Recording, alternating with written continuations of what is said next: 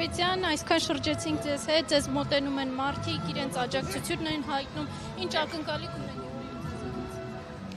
Հիմնականում այն մարդիկ, ում մենք հանդիպում ենք, հույսի ակնկալիք մարդիկ հնարավորություն են տեսնում մեր հայրենիքի կյանքը բարելավելու այսքան։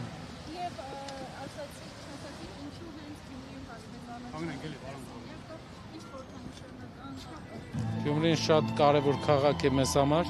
ու Հայաստանի համար, մեր երկրի երկրորդ քաղաքն է ու նաև սիրելի օրեր, Գյումրու օրներ, այդ պատճառով որոշեցինք հենց այդ օրն էլ բացենք։ Ասացիք, որ մարդիկ հույս են ուզում, ինչու են այսօր մարդիկ հուսահատված եւ ինչ եք դուք առաջարկում։ Այդ մասին ինձ թվում է հետագայում կներկայացնենք մենք։ Ուղղակի կուզեմ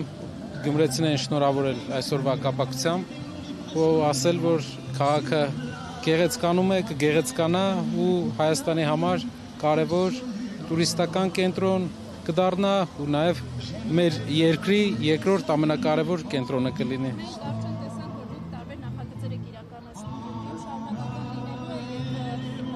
արդեն կան պլաններ ուրիշ նախագծեր։ Այս պահին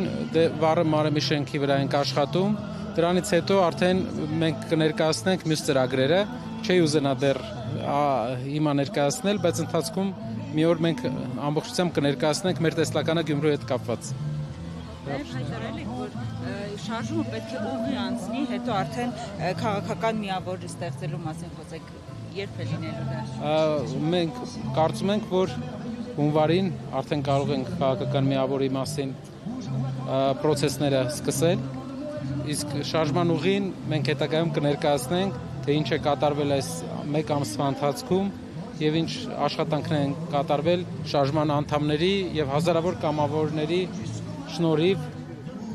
մեր երկրում։